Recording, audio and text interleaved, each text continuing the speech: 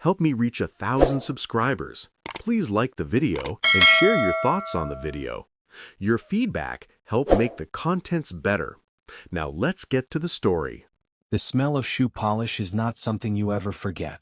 It's sharp and waxy and it sticks to the back of your throat like a bad memory. I know that now. I know it because on a Tuesday morning in October, I walked into a building I had never been to before, took an elevator to the 4th floor, turned a corner, and saw my son on his knees. Not kneeling to pray. Not kneeling to pick something up off the floor. Kneeling. In front of a man. Polishing his shoes. While that man, his father-in-law, pressed one expensive leather shoe down on my son's knee like he was a footrest. Like he was furniture. Like he was nothing. And then that man looked up, saw me standing there and smiled. Not an embarrassed smile. Not the smile of someone who knew they had just been caught doing something ugly. It was the smile of someone who wanted me to see it. Who enjoyed it. He pointed down at my son and said, loud enough for half the office to hear, "This idiot is only good for this." My son turned around slowly. When he saw me standing there, his face crumpled. His lips pressed together hard, the way they used to when he was 7 years old and trying not to cry in front of other kids. But he was not 7. He was a grown man. And the tears came anyway. I turned around. I walked back to the elevator. I pressed the button. I waited those 12 seconds for the doors to open, and those 12 seconds felt like the longest 12 seconds of my entire life because I had to hold everything inside me, every single thing, and not let it out in that building. I walked outside into the cold October air. And I made a phone call. 10 days later, that man's entire world fell apart. And he had no one to blame but himself. But let me back up. Because you need to understand who my son is, who I am, and exactly how we got to that moment. Because none of it happened by accident, and the story of what came after is something I still think about every single day. My name is Beverly. I am 63 years old. I was born and raised in Columbus, Ohio, and I have lived through enough hard things in this life to know the difference between a setback and a wound. What happened to my son was a wound. And wounds, if you let them, can either kill you or make you dangerous. I raised my son Kevin alone. His father left when Kevin was 4, and I am not going to spend a lot of time on that because some people simply are not worth the breath. What I will tell you is that Kevin grew up watching me work 2 jobs, keep the lights on, keep food in the refrigerator, and never once complain about it in front of him. I wanted him to grow up knowing that dignity does not depend on how much money you have. It depends on how you carry yourself. Kevin was a good kid. Quiet, thoughtful, the kind of boy who brought home stray cats and wrote thank you notes without being told. He was not the most confident person in the world, and I knew that. It was the one thing I always worried about, that quiet uncertainty in him, the way he sometimes shrank when big personalities entered the room. But he was smart. Lord, that boy was smart. He got a degree in business administration from Ohio State, graduated with honors, and for the first couple of years after school he worked at a mid-sized logistics company in Columbus and was doing just fine. And then he met Diane. Now, I want to be fair here. Diane was not a bad person. I want to make that clear. She was charming and pretty and she laughed easily and Kevin lit up around her in a way that made my heart full. They dated for 2 years, got engaged, got married at a very nice venue outside of Cincinnati, and I cried at that wedding like someone was pulling my soul out through my nose. Happy tears. Genuinely happy. The problem was not Diane. The problem was her father. Gerald Whitmore. Thank you so much for being here and staying with me so far. Before we continue, let me know in the comments where you're watching from. I truly love seeing how far these stories travel. And just to be clear, this story includes some fictionalized details used to help explain the situation and its meaning. Any similarity to real individuals or settings is unintentional, but the message I'm sharing is something I believe can genuinely help you. Gerald Whitmore was a self-made man. He would tell you that himself within the first 5 minutes of meeting him, sometimes within the first 2. He owned a mid-sized manufacturing company in Cincinnati called Whitmore Industrial Supply. They made parts for commercial HVAC systems, and he had built it from nothing over 30 years, which was genuinely impressive. I will give the devil his due on that one. But here is the thing about some self-made men. Some of them build themselves up by genuinely working hard and letting that be enough. And then there are others who build themselves up, look around, and decide that the only way to keep feeling tall is to make everyone else feel small. Gerald was the second kind. From the moment Kevin married Diane, Gerald made it his business to treat my son like a charity case. Every family dinner was a performance. Gerald would sit at the head of the table, always the head, always, even when they were at other people's houses. I do not know how he managed that, and he would ask Kevin about his job in this voice. This particular voice that had just enough kindness on top and enough blade underneath that you could never quite call it rude. "Still at that little company?" he would say. Or, "That's a decent salary for someone your age, I guess." Or my personal favorite, "Well, not everyone is built for big things, and that is okay."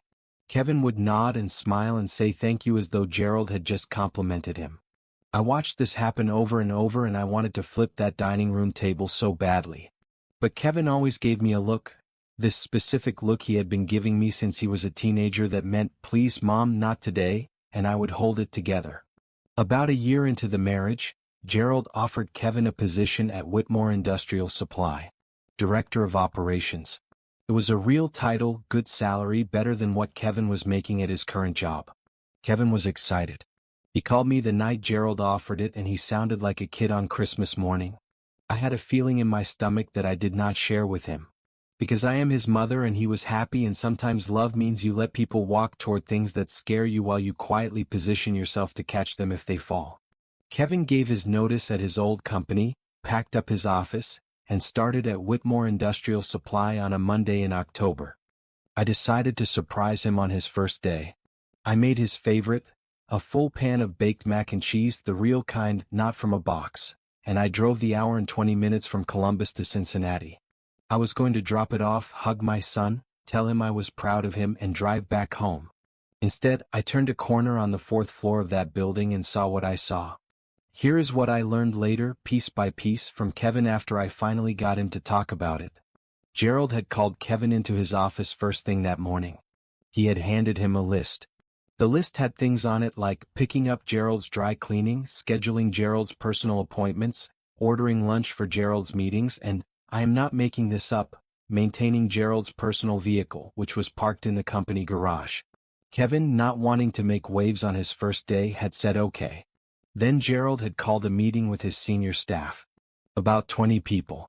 And in front of all of them, he had announced that Kevin was joining the team and that Kevin would be serving in a support capacity while he got up to speed. Which was not what Director of Operations meant. At all. Then Gerald had asked Kevin, in front of all 20 people, to go get his shoes from under his desk and bring them to him because they needed polishing before his afternoon meeting. Kevin had done it. Because he was on his first day. Because these were his wife's people. Because he did not want to cause a scene. And then I walked in. I want you to understand what I felt in those 12 seconds waiting for the elevator. It was not just anger. Anger is hot and it moves fast and it burns out. What I felt was something colder and much more patient. It was the feeling of a decision being made so deep in your chest that you do not even need to think about it consciously. It just settles into you like a stone sinking to the bottom of a river. Gerald thought he had married his daughter to someone he could own. He thought that because Kevin was kind and quiet and non-confrontational, that Kevin was weak. What Gerald did not know, what he had never bothered to find out because he was far too busy listening to himself talk, was anything real about the family he had married into. He did not know about me. I sat in my car in the parking garage and I made the first call. Now, I told you I raised Kevin alone. What I did not tell you was how. I did not tell you what I did for work. I spent 31 years as a senior contracts attorney for a large industrial company based in Columbus. I specialized in commercial contracts, vendor agreements, and this is the part that matters, business acquisitions. I knew how companies were built and I knew exactly how they could be undone. I also, over 3 decades, had built a network of people. Real people. People who owed me favors and people I was glad to help and people who, when I called them, picked up on the second ring. I also had money. Not flashy money. Not Gerald Whitmore standing at the head of someone else's table money. But real, quiet, carefully saved and invested money that I had never felt the need to announce at dinner. The first call I made was to a man named Paul Drexler. Paul was a forensic accountant I had worked with on 3 different cases over the years. I trusted him completely. I told him what company I needed him to look at, and I told him to look hard. Paul did not ask questions. He just said, "Give me a few days." The second call I made was to a woman named Rita Hollis. Rita had been a business journalist for 20 years before she moved into consulting for companies in brand and reputation management. We had been friends since our kids were in elementary school together. I told Rita I might have something interesting for her in about a week and a half. Rita said she would keep her calendar clear. The third call I made was to Kevin. He answered on the first ring, voice all rough and thick, and I said, "Come outside." He came outside. We sat in my car together, me and my son, in that parking garage, and he told me everything. And when he was done talking, I put my hand over his and I said, "Kevin, I need you to trust me. Go back in there. Do not quit. Do not confront him. Just do your job and let me handle the rest." He looked at me for a long moment. Then he said, "Mom, what are you going to do?" I said, "I am going to make a few phone calls." He almost smiled. Almost. Now, here's where I need to pause and be honest with you about something, because the story gets complicated in a way I did not expect. What I found out over the next 10 days was not just that Gerald was a bully. That much I already knew. What Paul found, and what made my blood run cold in a completely different way, was that Whitmore Industrial Supply had a significant problem. Gerald had, over the past 4 years, been quietly cooking certain numbers in his vendor contracts. Not in a way that screamed fraud immediately, but in a way that, if you knew exactly where to look, showed a pattern of overbilling certain clients by adjusting contract terms after the fact. Small percentages. The kind of thing that slides under the radar in individual cases but adds up to something very significant when you look at the full picture over time. Paul sent me a 40-page report. I read it twice. Then I called my old colleague Dan Fremont, who was now a partner at a law firm in Cincinnati that handled commercial litigation. Dan read the report. He called me back and said very quietly, "Beverly, this is serious." I said, "I know." He said, "A few of these client companies could have real grounds for a civil suit. And depending on how a DA looks at it, there could be a criminal angle too." I said, "I know." There was a silence on the line, and then Dan said, "What do you want to do with this?" And here is the part of the story where I surprised even myself. Because the easy answer, the satisfying, scorched earth, blow his whole life up answer, was right there in my hands. I could have gone directly to Gerald's clients. I could have handed this to a journalist. I could have walked it straight to a DA's office. And Gerald Whitmore would have been finished. Completely finished. Not just embarrassed. Finished. But I am 63 years old and I have learned some things. One of those things is that the most effective revenge is not always the most explosive one. Sometimes the most effective revenge is the one that is surgical.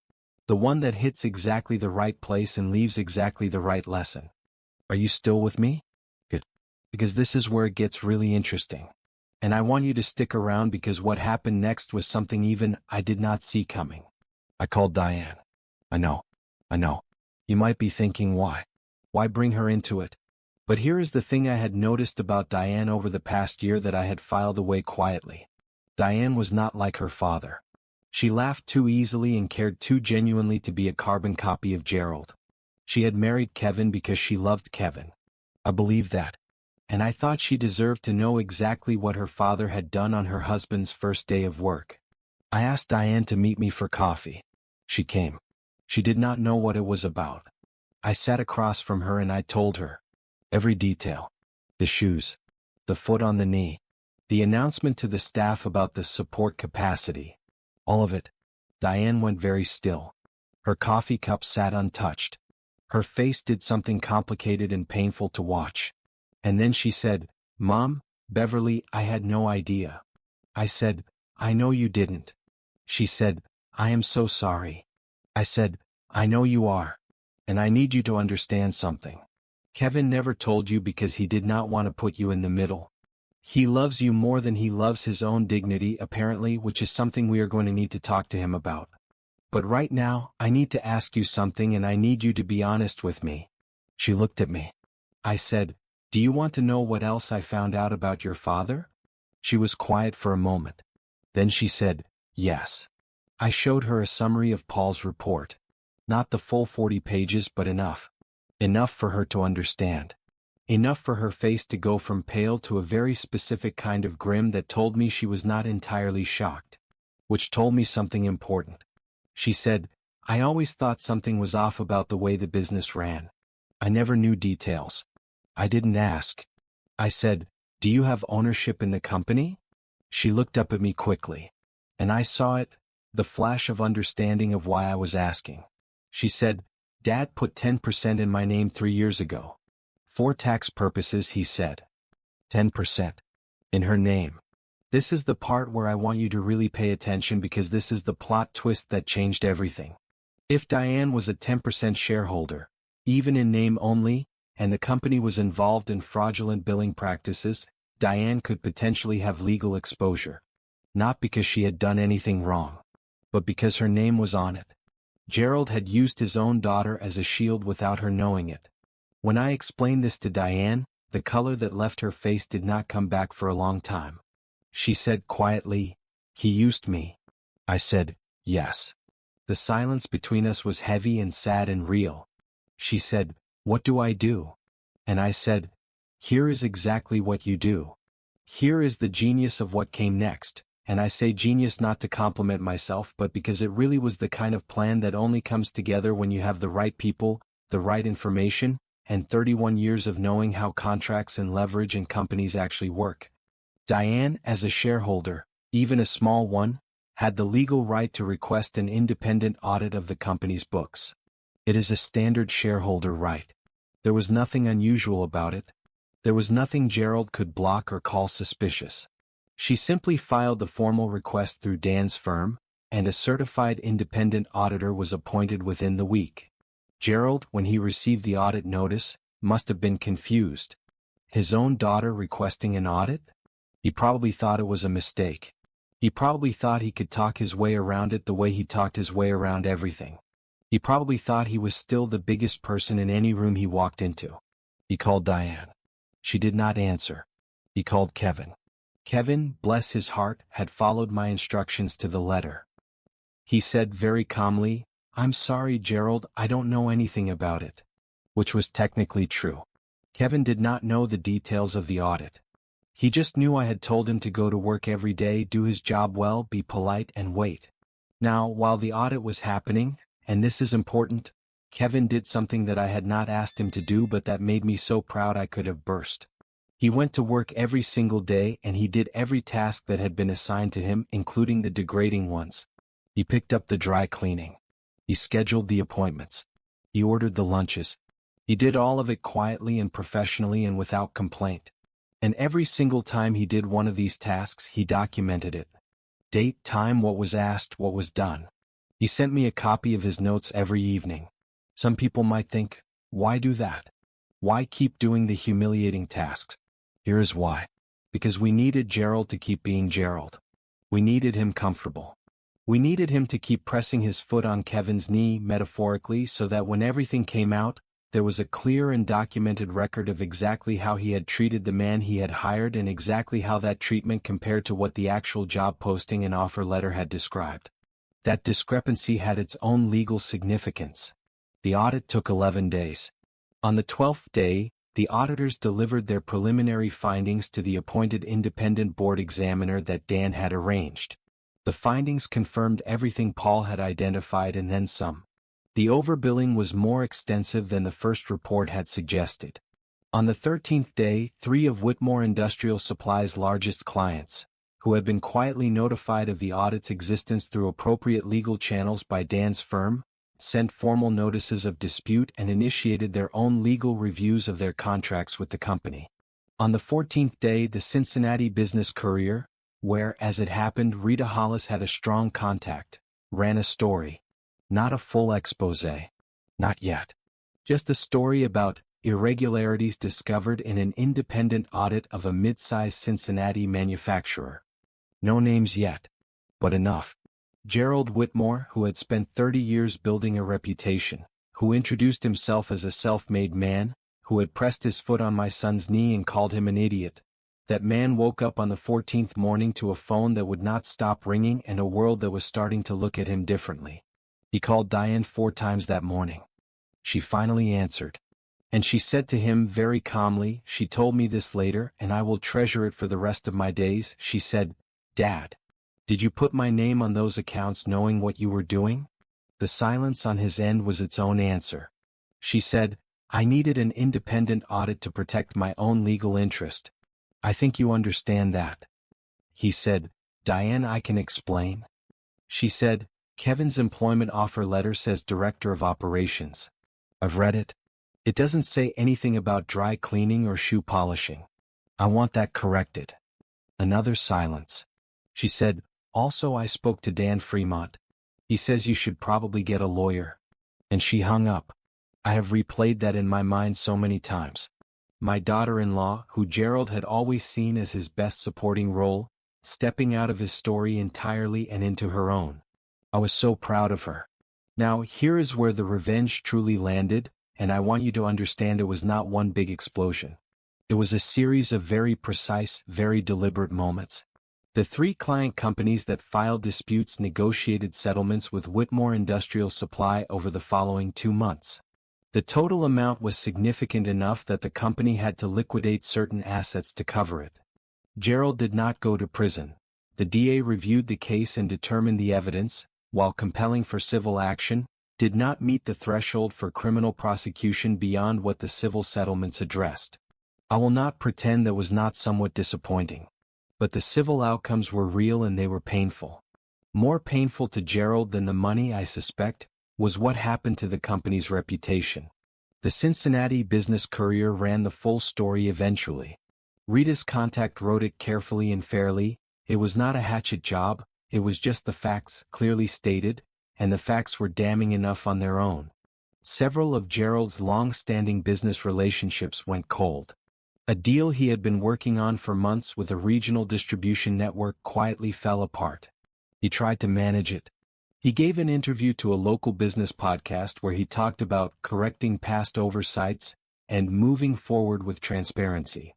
It landed with all the warmth of a parking ticket. His senior staff, the ones who had watched Kevin kneel on that floor and said nothing, watched all of this happen. I wonder how many of them thought about that Tuesday morning. I wonder if they thought about what it meant that the man they had been deferring to all those years had turned out to be exactly the kind of person who would do that to another human being in front of an audience. I suspect some of them had always known and had decided not to see it. That is its own kind of accounting. Kevin, meanwhile, had been quietly renegotiated. Dan drafted an addendum to Kevin's employment contract, at Diane's request as a shareholder, that formally defined his role as Director of Operations with specific, legitimate operational responsibilities and explicitly noted that any duties outside this scope required written mutual agreement. Gerald signed it. He did not have a lot of leverage left for arguing. Kevin called me the evening after the contract was signed. He sounded different. Not triumphant exactly. Quieter than that. More settled. He said, "Mom, I've been thinking about leaving." I said, "Leaving the company?" He said, "Yes. I've been approached by someone. An old contact from my previous job. They're building something new. A logistics startup. They want me to come in as COO."